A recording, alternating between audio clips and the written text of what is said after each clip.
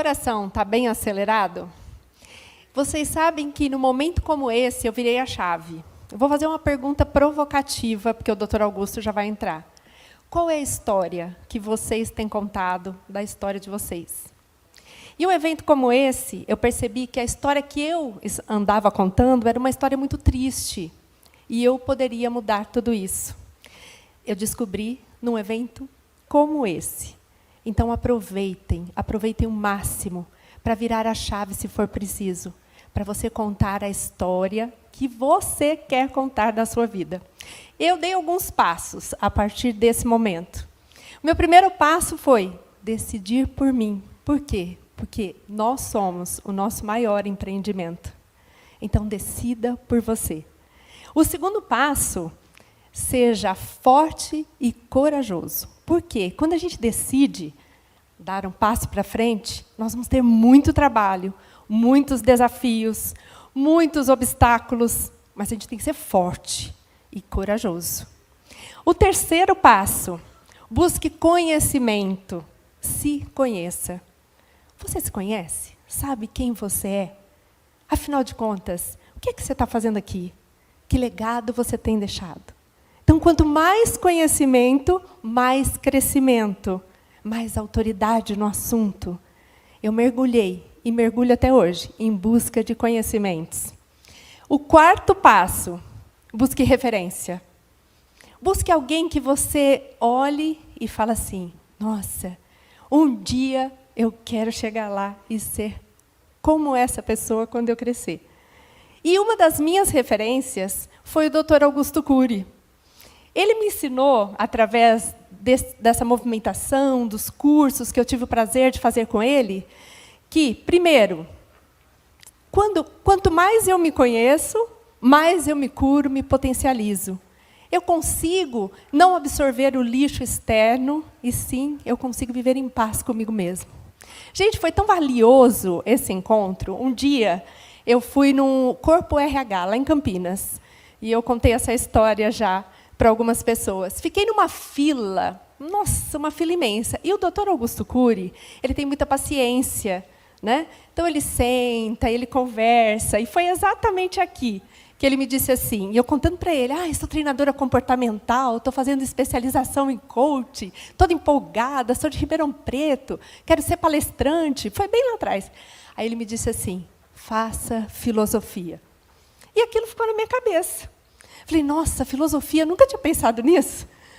E aí eu fui fazer a filosofia e entendi, hoje eu entendo, o porquê ele me deu essa direção. Faça filosofia, porque a gente aprende coisas mais profundas, a gente sai da superfície. Então, ele me deu a direção e eu fiz filosofia. E nesse livro, ele escreveu o seguinte, o maior líder é aquele que lidera o seu próprio mundo. Então, nós que estamos na liderança, a gente quer ser um grande líder, mas nós só seremos se, primeiro, eu liderar as minhas emoções. Então, ele foi uma pessoa que eu me inspirei. E eu falo tudo aquilo que a gente... E sempre persegui. O filme lançou, eu estava lá, no cinema. O Dr. Augusto vai estar não sei onde. Estava lá atrás dele. Então, quando a gente se coloca na mesma órbita de pensamento, as coisas acontecem. Aprenda a treinar a sua emoção para ser feliz e motivado. Abrace mais e julgue menos. Gente, o que é mais profundo do que isso? Então, o que eu desejo a vocês hoje é que vocês assistam mais do que uma palestra. Assistam com o coração. Absorvam todos os ensinamentos, mas não parem aqui. Vocês vão ter a oportunidade de ouvir o autor mais lido da atualidade, médico, psiquiatra, o mais famoso do mundo, a gente pode dizer. Ele tem livros em 70 países, em 70 idiomas. Então, pensa a responsabilidade nossa de promover uma palestra dessa e receber essa grande celebridade. E eu vou deixar com vocês agora um vídeo para a gente chamar o Dr. Augusto Cury ao palco.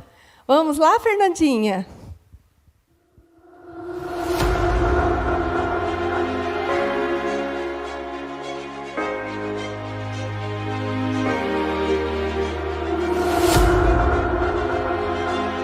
E você precisa sonhar nessa sociedade cada vez mais massificadora.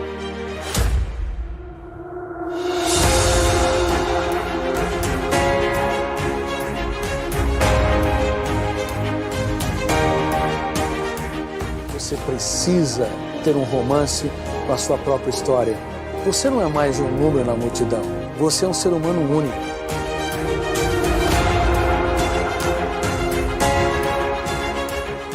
Antes de namorar alguém, você tem de namorar a sua vida.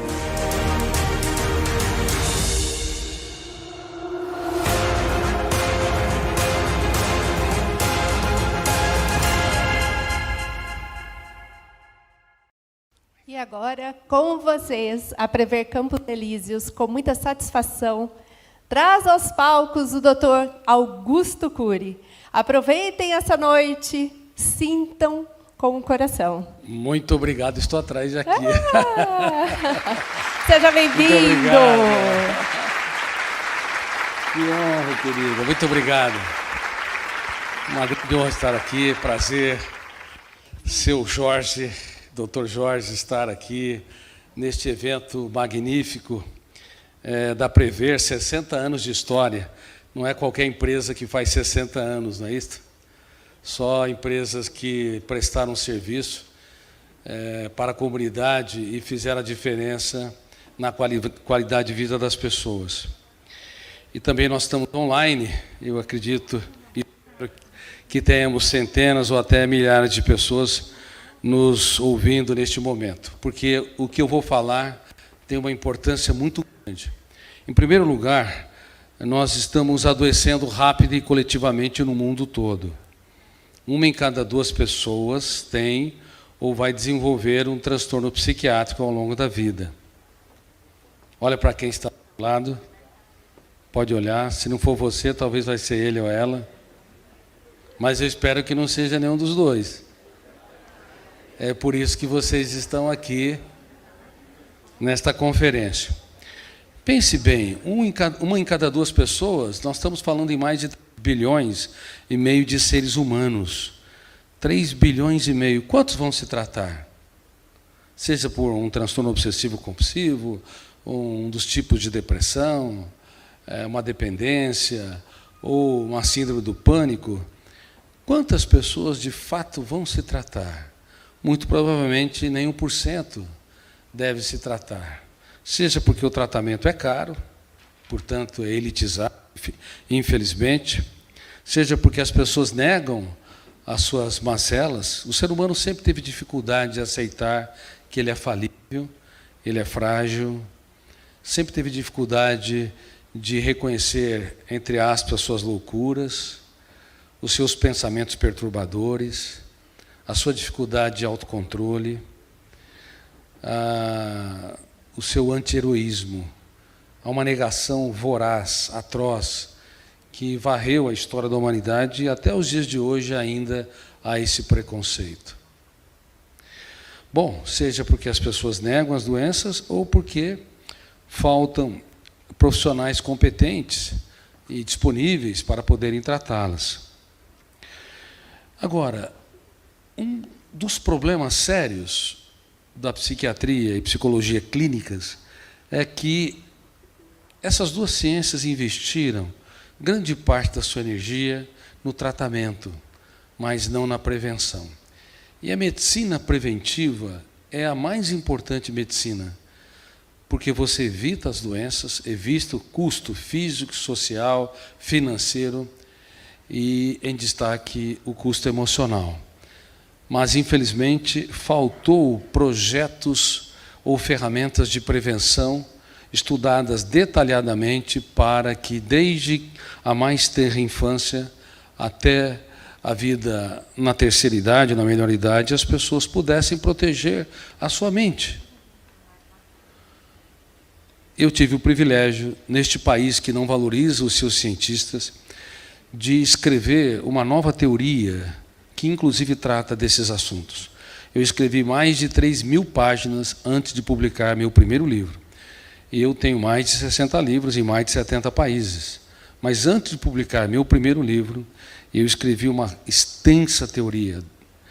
Teoria esta que ainda tem 2.000 páginas inéditas, que eu ainda não consegui dissecar adequadamente. Por exemplo, eu não dissequei adequadamente a solidão paradoxal da consciência virtual.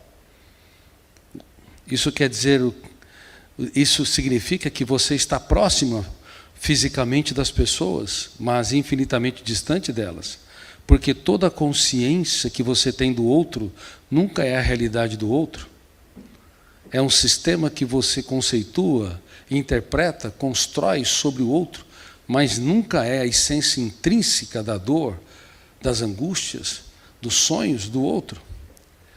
Quando um psiquiatra ele está tratando de um paciente que vive o último estágio da dor humana, por exemplo, uma depressão maior, que é aquele tipo de depressão que atinge pessoas que sempre foram alegres, motivadas, com projetos de vida bem estabelecidos, mas, de repente, são abarcados por perdas, ou por pensamentos perturbadores, ou fracassos, frustrações importantes, e elas desenvolvem um quadro depressivo.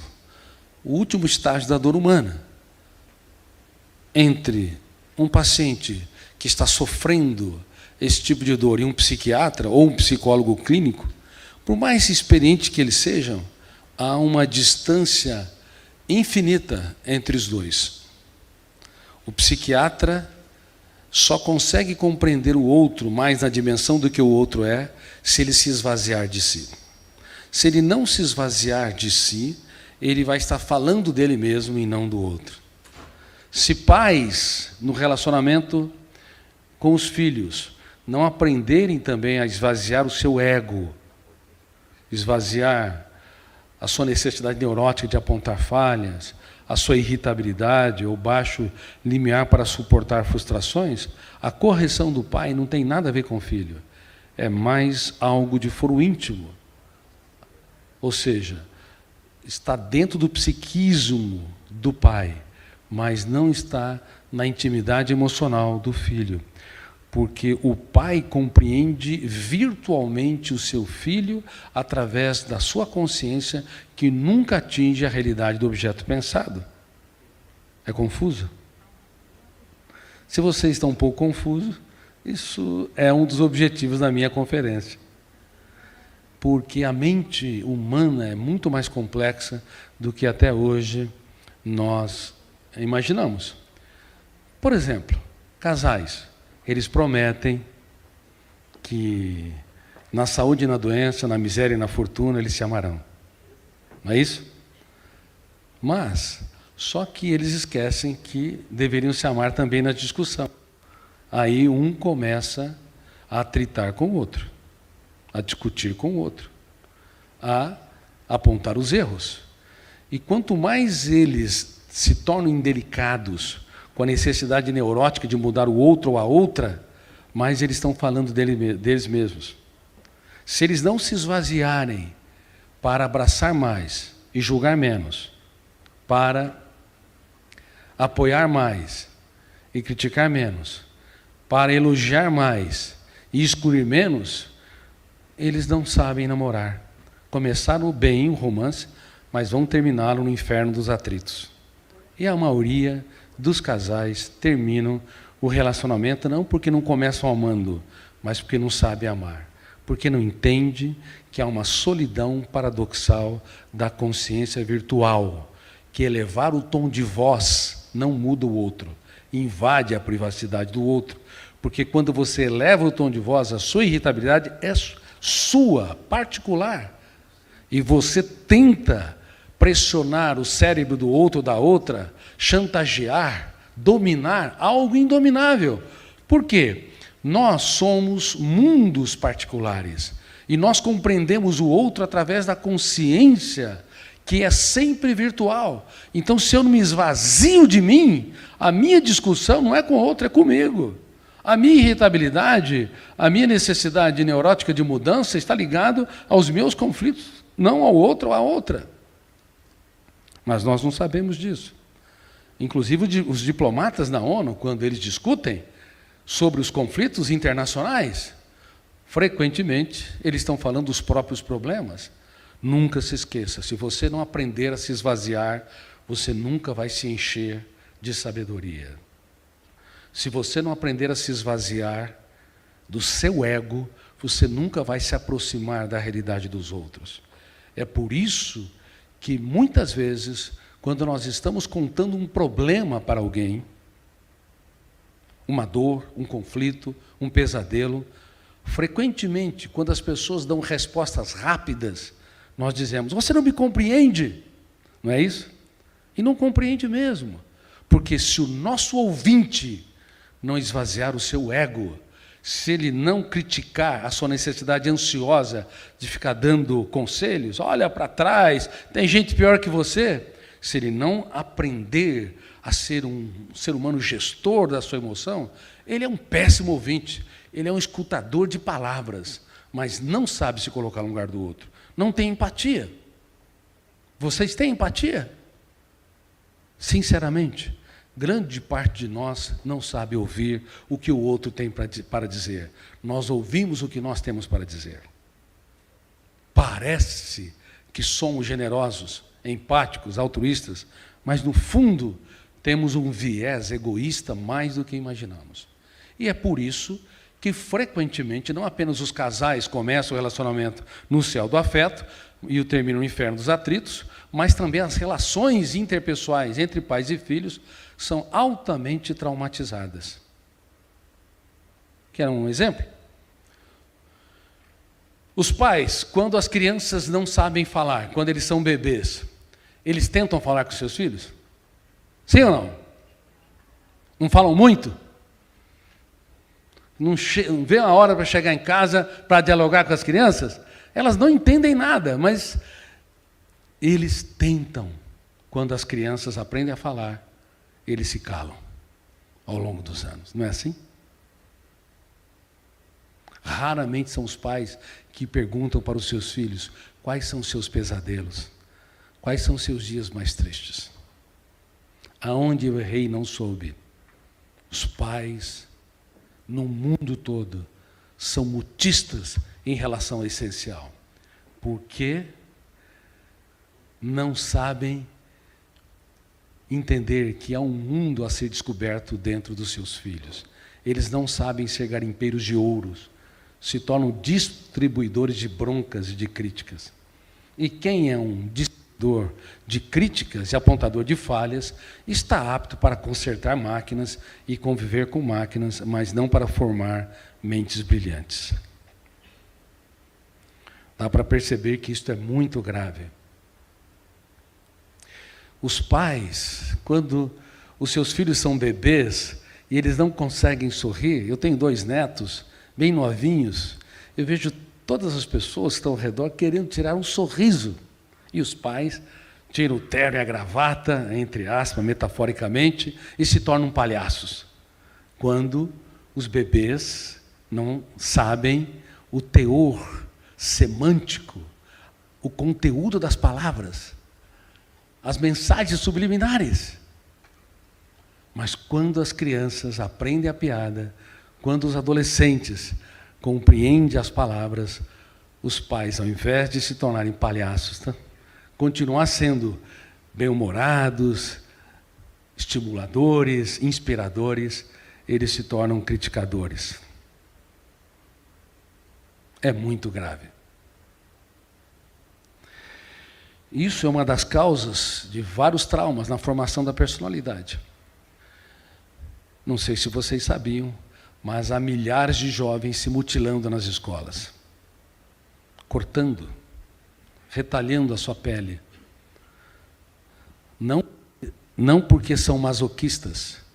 Está errado esse termo, masoquismo. Uma pessoa que quer sofrer por sofrer. Ninguém quer sofrer por sofrer. O eu, que representa a capacidade de escolha, nunca quer se mutilar. Ele só faz quando ele não consegue ser autor da sua própria história e usa essas estratégias doentias, inadequadas, para tentar neutralizar a sua ansiedade. Muitos pais não sabem que os seus pais estão se retalhando, ou professores que estão se mutilando nos banheiros. Mas é uma tentativa desesperada de tentar abrandar a ansiedade que eles possuem, a angústia que eles possuem, em destaque nessa era da intoxicação digital, onde as crianças, adolescentes e adultos têm contato com milhares de informações diárias, entulhando o córtex cerebral com dados que são inadequadamente utilizados para formar pensamentos, experiências e habilidades socioemocionais, como pensar antes de reagir, trabalhar perdas e frustrações ou resiliência, para gerenciar o estresse, para empreender, para se inspirar e assim por diante. Toda vez que você tem no quintal da sua casa, ou se você tem uma propriedade maior, materiais do mais alto nível, como pisos, pode ser torneiras até douradas, folhada a ouro, pode ser materiais hidráulicos, elétricos, mas que você não utiliza, aquilo vai se tornando lixo. E também na sua memória, no seu córtex cerebral, no grande planeta mente, se você quer absorver o máximo de informações desesperadamente, mas não utiliza-as adequadamente, elas se tornam lixo mental. E é o que tem ocorrido hoje. Tem pais que falam, nossa, meu filho é um gênio, meu filho tem uma habilidade de mexer com celular, com computador, que é impressionante. De fato, as crianças e adolescentes deram um salto cognitivo através da tecnologia digital. Só que, quando eles são jovens, o gênio desaparece. Quando você pede, fala em público, eles se inibem. Discuta um assunto, eles têm dificuldade. Resolva um conflito com uma pessoa que atritou com ele ou com ela, eles se inibem. Aprenda a debater suas ideias. Parece que você está exigindo deles irem para uma guerra sem armas. O gênio desaparece, porque tem excesso de informação no córtex cerebral não utilizadas. Aliás, grande parte dos seres humanos tornaram-se planetas mentais com muito mais lixo do que nas cidades mais poluídas ou os países mais irresponsáveis ambientalmente. E o excesso de dados não utilizados gera uma síndrome que eu tive o privilégio de descobrir e a infelicidade de saber que grande parte da população mundial é acometida por ela, chamada Síndrome do Pensamento Acelerado. Quem já ouviu falar? Levante as mãos. Ótimo. Quando eu descobri essa síndrome, lá atrás, há mais de 20 anos, eu sabia que cedo ou tarde, com excesso de dados, haveria uma mudança no ritmo de construção de pensamentos, e isso poderia comprometer o autocontrole, o prazer de viver, a capacidade de autonomia, a capacidade de trabalhar perdas e frustrações e assim por diante. E aconteceu no nível, como eu previa, até em formato talvez muito pior do que eu já desenhava. Veja bem, vamos fazer um teste aqui, se você tem a síndrome do pensamento acelerado. Vamos lá? Vocês são meus alunos hoje. Tanto vocês aqui na plateia, nós estamos aqui com distanciamento social, quanto vocês que estão em casa me assistindo online. Por favor, relaxem na sua poltrona, relaxem na sua casa, pernas e braços, sorriem bem, porque o caso é de chorar. Se vocês estiverem estressados e ansiosos, irritadiços, são normais. O anormal seria se vocês abraçassem as flores, beijassem-as, bem como abraçassem as árvores. Quem acorda cansado aqui, levante as mãos. Sejam transparentes, levante bem as mãos. Tem gente tão cansada que nem consegue levantar as mãos direito. A maioria. Dores de cabeça e dores musculares. Levante as mãos. Muito bem. Também a grande maioria. Quem faz o velório antes do tempo ou sofre por antecipação? Eu nem terminei de falar, já levantaram as duas mãos. Quem tem dificuldade de conviver, essa é séria, de conviver com pessoas lentas? Levante as mãos. Vocês não têm vergonha? O problema é que toda pessoa acelerada ama acelerar os outros, ama estressar os outros. Tem mães que não podem ver seu filho comendo devagar, falando devagar. Meu filho tem problema, quer enfiar a colher na garganta da criança? Mãe, seu filho é normal, você que é estressada. Aí, agora, devido à síndrome do pensamento acelerado, as crianças estão simulando sintomas do transtorno de déficit de atenção e hiperatividade, que tem uma incidência 1 a 2% e tem de ter fundo metabólico e genético.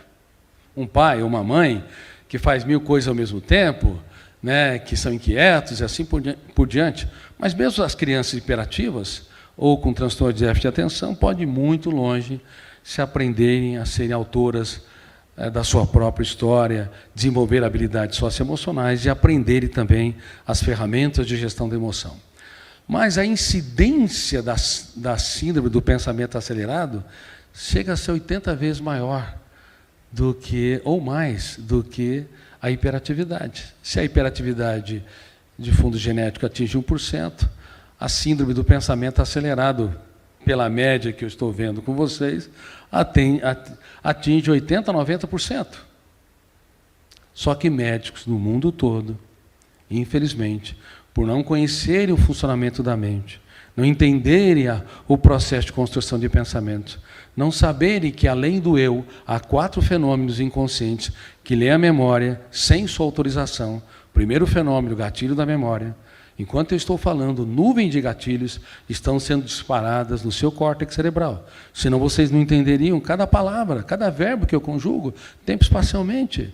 Como é que vocês conseguem assimilar minhas ideias? No meio de milhões de opções, centenas de milhões de opções, porque o gatilho vai abrindo arquivos sem que você perceba. Então, o gatilho é o primeiro copiloto do eu, as janelas da memória, segundo copiloto, a âncora da memória.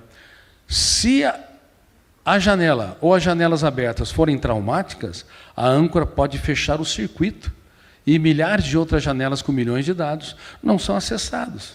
É por isso que nos primeiros 30 segundos de tensão, nós falamos as palavras que jamais deveríamos falar, atitudes que jamais deveríamos tomar. Professores podem dizer para os seus alunos: você não vai virar nada na vida. Sentenciou um aluno que está tenso, ansioso ou com a síndrome do pensamento acelerado. O professor não entende porque foi treinado a ser um expositor de informações, não entende que nós cometemos um crime contra a juventude mundial, a homeostase, o equilíbrio mental da juventude mundial, e elas, as crianças e adolescentes, estão muito ansiosas devido à hiperaceleração de pensamentos, por nossa causa, nesse mundo digital, nesse mundo urgente, nesse mundo onde a informação se multiplica a cada 1 mês, sendo que há 2 ou 3 séculos multiplicava a cada 200 anos. Nós colocamos nossos filhos nessa estufa dramática e eles aceleraram o pensamento. Então, quando o professor vê um aluno inquieto, com conversas paralelas, você não vai virar nada na vida? Quando o professor fala isso, um biógrafo inconsciente, chamado fenômeno RAM, registro automático da memória, arquiva aquela janela killer. Certa vez, uma professora falou para uma aluna que foi mal nas provas, tinha 12 anos de idade, e a aluna tinha tido um pequeno atrito com ela. Gordinha, desinteligente. Isso é tão grave, porque isso sentencia um ser humano de maneira tão atroz. Ela desenvolveu uma depressão, essa criança. e depois tentou o suicídio. E eu peguei ela no estágio posterior. Tive que estimulá-la a entender que aquela garota era um ser humano único e irrepetível. E que ela deveria aprender a proteger a sua emoção e fazer técnicas como o DCD, duvidar, criticar e determinar. Duvidar de tudo aquilo que a controlava. Criticar cada ideia perturbadora. E determinar estrategicamente não ser vítima do bullying, das perdas, dos fracassos e nem da depressão, mas se tornar diretora do seu próprio script, protagonista da sua própria história. Mas vejam o desastre que pode ocorrer na relação entre educadores e alunos. Quantos pais, brincando, num momento de descontração, diz para um filho que irritou: "Ah, te achei na lata do lixo." Basta uma palavra, ou algumas palavras mal empregadas, que o biógrafo do cérebro, o fenômeno RAM, registro automático da memória, possa gerar uma janela traumática ou killer duplo P, com duplo poder. Poder de ser encontrado no meio de milhares de arquivos ou janelas e poder de ser lida e relida e retroalimentada.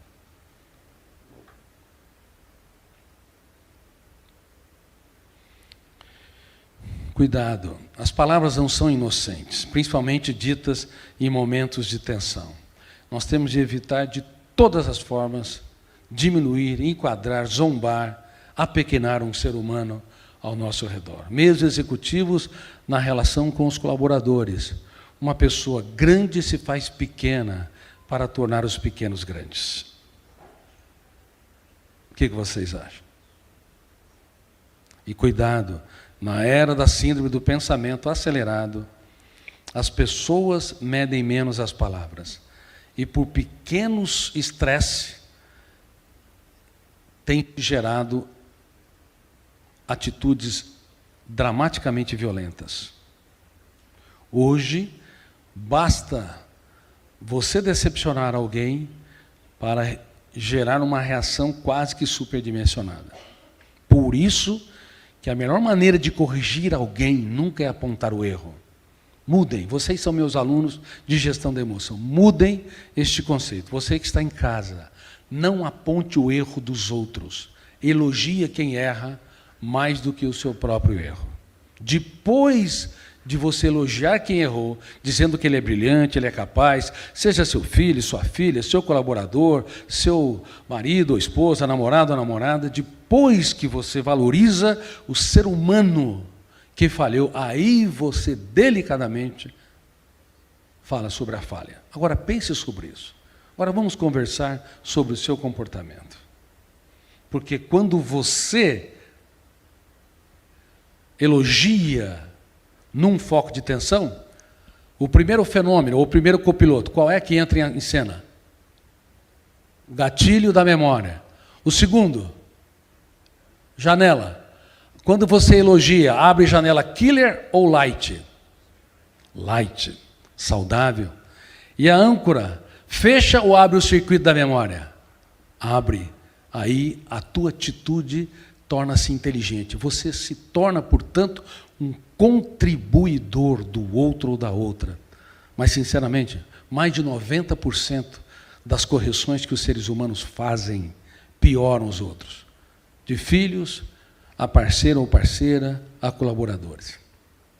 Porque nós não entendemos que o primeiro ato do teatro mental, aqui não é um teatro, o primeiro ato do teatro mental não é o eu que entra em cena, que representa a capacidade de escolha, a autonomia, a consciência crítica, dispara o gatilho, o fenômeno inconsciente, abre janela traumática ou killer, ou então light, ou então uma janela neutra, que não tem conteúdo emocional. Mais de 90% dos arquivos são neutros, que tem as mais diversas milhões e milhões de informações. Killer, light ou neutras. Então, detona o gatilho, abre a janela, e o terceiro fenômeno, a âncora da memória, e o quarto é o alto fluxo, que é um fenômeno inconsciente que vai retroalimentar. São 4 fenômenos inconscientes que entram no primeiro ato do teatro mental. todo professor, todo psicólogo, todo diplomata, todo executivo, todos os pais e casais deveriam saber disto e não sabem. Somos uma espécie que pensa e tem consciência que pensa, mas nunca estudamos adequadamente o processo de construção de pensamentos e, portanto, não desenvolvemos ferramentas preventivas e ferramentas para expandir as habilidades socioemocionais, expandir o eu como protagonista da própria história, diretor do script ou piloto da aeronave mental. Nós entramos nessa vida extremamente complexa no tempo da pedra, em termos de gestão da emoção. Entramos na vida sem saber vivê-la. E isso é uma das várias denúncias minhas mundiais, de que a educação mundial está doente, as relações interpessoais estão doentes, as nações estão doentes, e muitos políticos de direita e de esquerda, quando são radicais, estão doentes também, porque não sabem aplaudir projetos da oposição e a oposição da situação a uma necessidade ansiosa e neurótica de poder numa vida tão breve, numa existência que nós temos, que a cada piscar de olhos passa 10 ou 20 anos.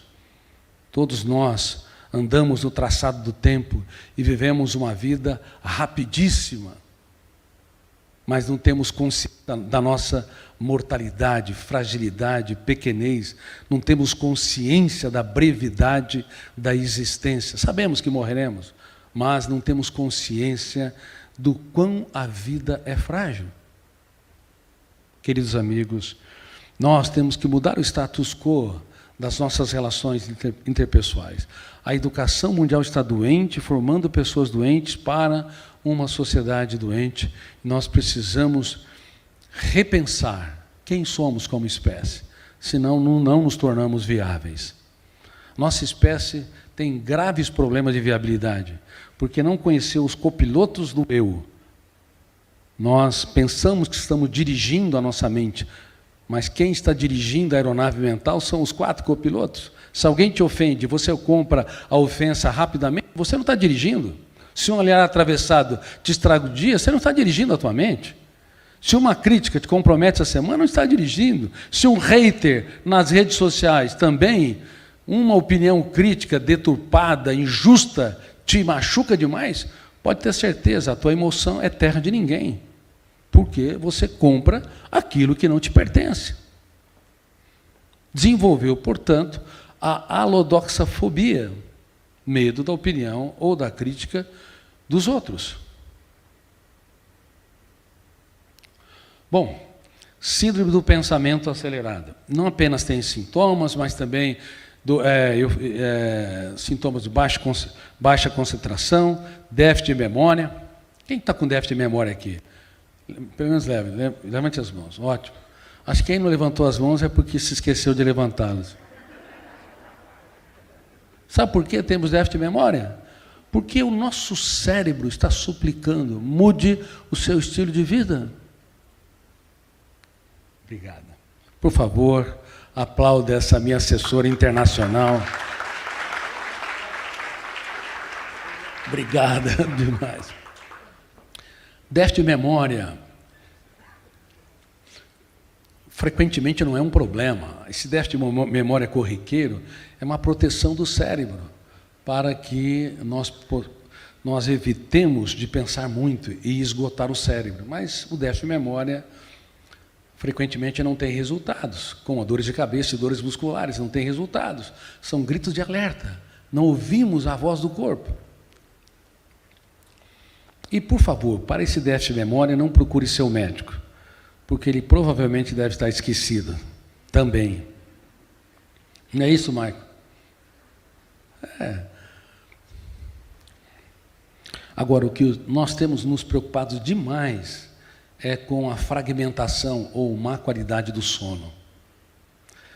O que dói no coração é que os pais não sabem, mas os seus filhos nem sempre estão dormindo bem. E o sono é o motor da vida.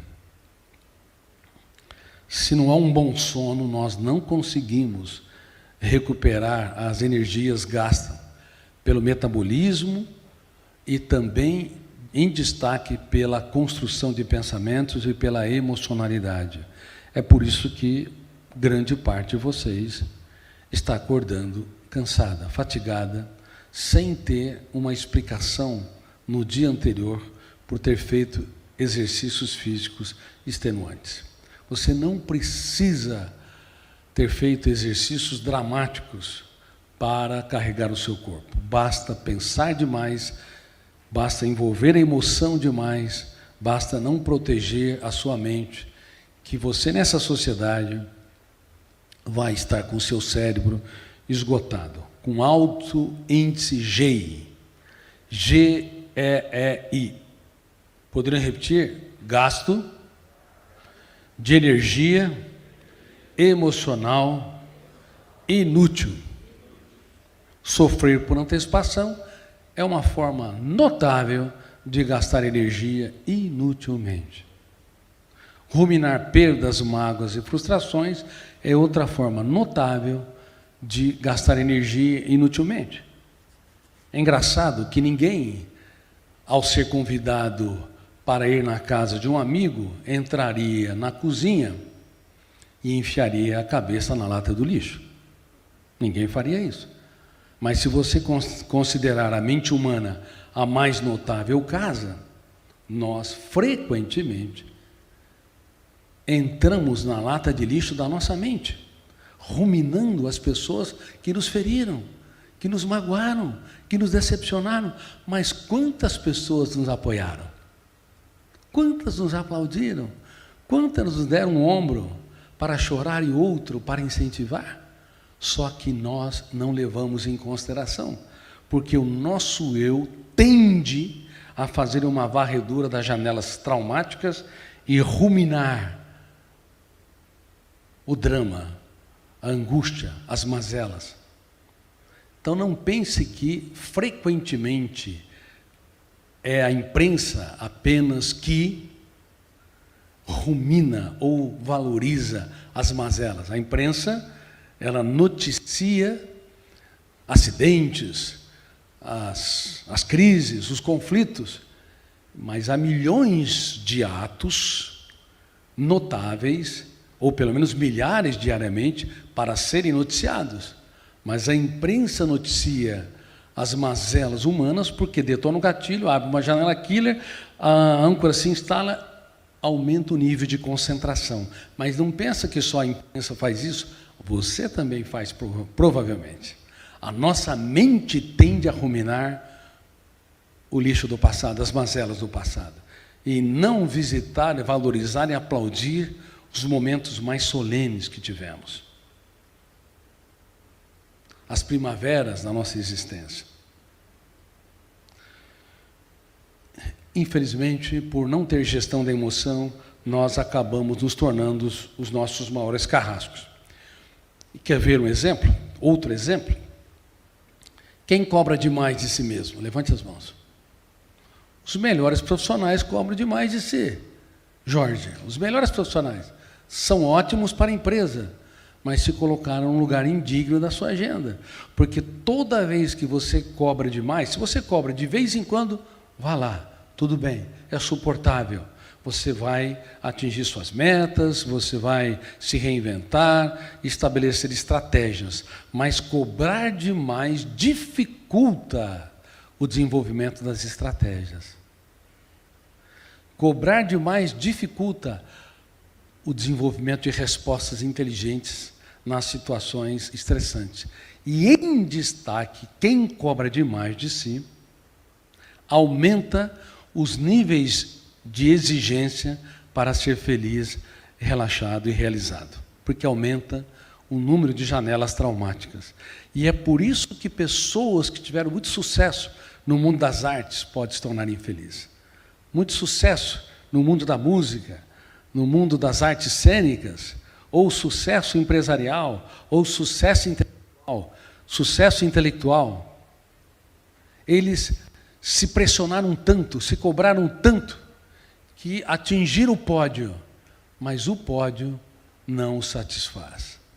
Eles são miseráveis lá dentro, porque não sabem relaxar, não sabem viver uma vida mais tranquila, mais serena, não sabem contemplar o belo, fazendo as pequenas coisas um espetáculo aos olhos. Eles envelheceram precocemente no território da emoção. Vocês têm de saber,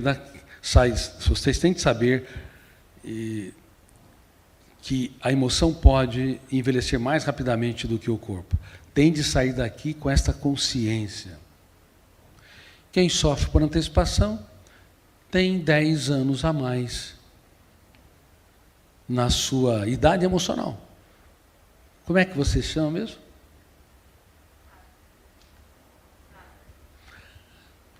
Qual a sua idade?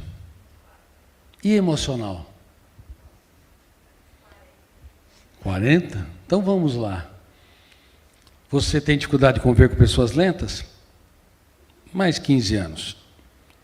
Rume no passado? Mais 10 anos. Quer tudo rápido? Mais uns 15 anos. Bom, a maioria aqui deve ter uns 100 anos de idade emocional, no mínimo. Estamos num asilo emocional. Se você for em vários asilos, há pessoas que são jovens. É incrível. A idade biológica mostra um número, mas a idade emocional mostra um outro. São pessoas motivadas, empreendedoras, bem-humoradas, otimistas. Cuidado. A idade emocional, ela pode ser muito mais acelerada que a idade biológica, e se você aprender a proteger a sua psique, se você aprender a duvidar de tudo aquilo que te controla, todos os dias, sem ninguém estar ouvindo, criticar ideias perturbadoras, impugnar pensamentos angustiantes, parar com essa autocobrança, viver mais leve, namorar a vida, se abraçar mais, o tempo pode avançar, mas você vai ser sempre jovem. Eu posso falar para vocês, eu tenho 63 anos de idade, mas eu sou mais jovem que a maioria dos jovens que trabalham comigo. É ou não é? Sou muito mais jovens. Às vezes eu estou com um bando de idosos, com 25, 30 anos, 35 anos, porque eles não sabem contemplar o belo, não sabem relaxar. Ah, alguém te ofendeu? Ótimo, tua paz vale ouro, o resto é lixo. Para que comprar aquilo que não te pertence? Mas nós compramos e pagamos caro. Cuidado. A emoção jamais pode ter um cartão de crédito ilimitado. Ela nunca vai passar de 1 ano de idade. A emoção sempre vai ser um bebê. Ela nunca amadurece, como as pessoas no mundo todo acreditam. Quem amadurece a emoção é o eu que deve geri-la. Ela é inconsciente, é o eu que deve não comprar aquilo que não lhe pertence, o eu que deve entender que tua paz é inegociável, a tua saúde emocional é inegociável, é o eu que deve elogiar mais e criticar menos, valorizar a pessoa que erra antes de apontar o problema, é o eu que deve impugnar pensamentos perturbadores, é o eu que representa a capacidade de escolha, que escolhe o essencial e deixa o trivial, é o eu que se abraça. Dê um abraço em você. Dê um abraço em você. Tem muitas pessoas aqui que nunca se abraçaram. Nunca deram risada da sua estupidez. E quem de vez em quando não tem tais reações, nunca deram risada da sua incoerência. Nunca enxergaram um charme nos defeitos dos outros. Vivem uma vida tensa, sempre criticando o pessimista, sempre observando as dificuldades dos outros, mas mais de 90% dos comportamentos do marido, da esposa, do namorado, da namorada, parceiro ou parceira, filhos e alunos, colaboradores, mais de 90% dos comportamentos saudáveis passam despercebidos, sabia? E nós não elogiamos. Quem convive comigo sabe que eu elogio frequentemente os outros. Eu não sou perfeito, tenho muitos defeitos.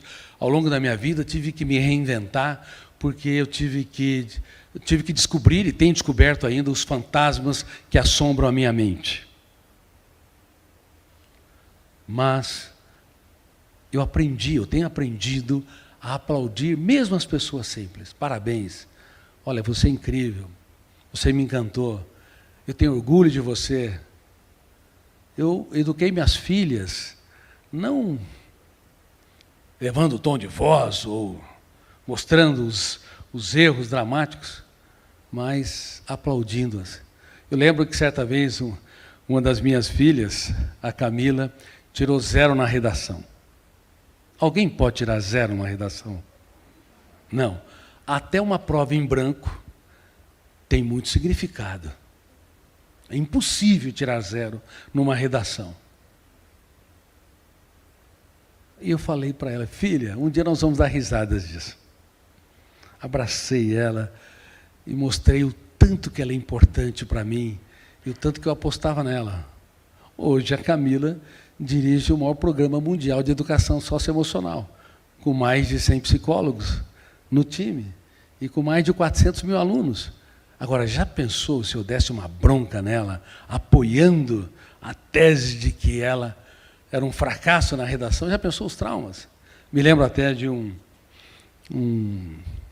se não me engano, um auditor fiscal que tinha dificuldade muito grande de falar em público. Quando ele começou a desenvolver umas ideias no ensino fundamental, o professor achou que ele não articulou bem as palavras, deu-lhe uma bronca e os alunos zombaram, e ele nunca mais conseguiu falar em público.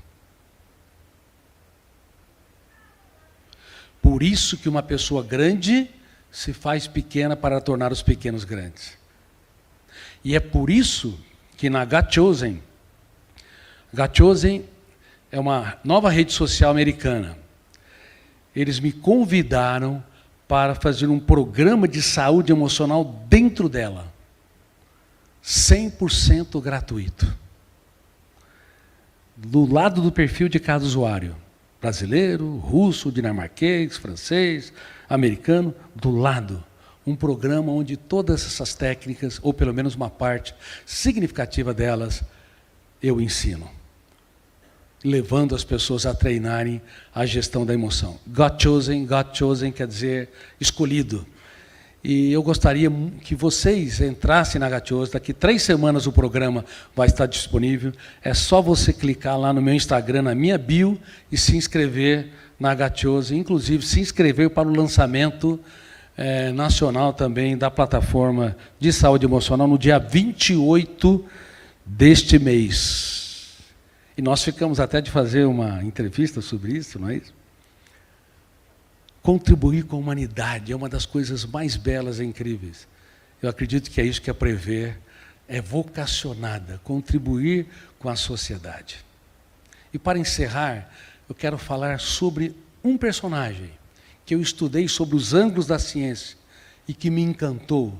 E ele conseguia estimular a autonomia, a capacidade de pensar, a consciência crítica, a partir das ferramentas de gestão notáveis que utilizou. Mas, infelizmente, apesar de, no final do ano, ele ser a criança mais comemorada do mundo, ele foi a menos compreendida.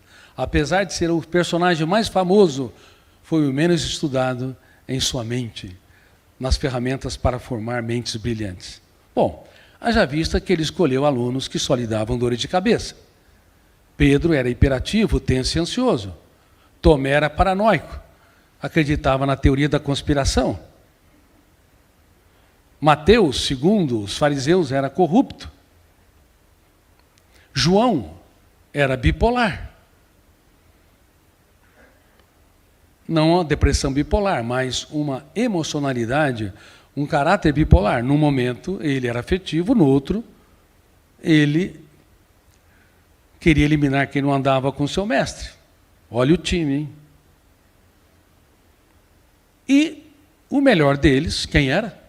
O mais dosado, o mais sereno, o mais lúcido, Judas Iscariotes. Mas ele não era transparente. Vocês chamariam esses jovens para executar o seu projeto mais importante de vida? Chamaria? Com esse perfil psicológico? É que as pessoas não estudam. O mais forte o negou 3 vezes, e o mais culto, Judas, o traiu. Mas quando Judas o traiu, no exato momento da traição, ele olhou para o seu traidor e, ao invés de dar uma bronca ou se amedrontar, para espanto da psiquiatria e da psicologia, ele fez exatamente aquilo que eu propus para vocês. Ele exaltou quem erra mais do que o seu próprio erro. Ele chamou Judas de amigo, e foi tão generoso e tão provocador na sua arte de pensar, para que os seus alunos encontrassem suas respostas, que ele fez uma pergunta: amigo, por que você está aqui? Judas se desarmou e quase se torna um grande pensador, saiu das fronteiras da janela, light ou killer, quando ele estava traindo? Killer, entrou nas fronteiras das janelas, lights, entregou as moedas de prata, foi andando, refletindo sobre o seu crasso erro, mas infelizmente ele desenvolveu um sentimento de culpa atroz. E entrou novamente numa janela, killer duplo P. Ele começou a se autocobrar e se autopunir. Cobrar demais e se autopunir são 2 venenos dramáticos que asfixiam a mente humana. Se você não dar tantas chances quanto é necessário para si, você nunca vai ser um grande líder. Quem vence sem riscos triunfa sem glórias. Judas Iscariotes foi seu maior carrasco. Toda pessoa que pensa em morrer, na verdade, tem fome e sede de viver. Quer matar a sua dor, o autoabandono, a autopunição, o sentimento de culpa, mas nunca a vida. Mas, infelizmente, essas pessoas acabam atentando contra 10 trilhões de células que mantêm o corpo vivo. Todas as células trabalhando incansavelmente para que a vida seja mantida, mas uma pessoa dentro do núcleo de uma janela traumática duplo P, poder de ser esquecido e poder de ser retroalimentada, ele acaba asfixiando a sua própria existência. E a cada 40 segundos, uma pessoa morre pelas próprias mãos, a cada 4 segundos alguém tenta o suicídio, e provavelmente a cada 1 segundo alguém pensa em suicídio. Estamos na era dos mendigos emocionais. E todas essas pessoas são maravilhosas, encantadoras, deveriam jamais se curvar à dor. Jamais se curvar a uma ofensa, a uma humilhação, a um fracasso, a uma traição, seja qual for. Jamais se curvar ao sentimento de culpa, mas aprender a comprar vírgulas. Como eu digo no filme O Vendedor de Sonhos, e no filme que vai ser rodado no começo do ano também pela Netflix, O Futuro da Humanidade.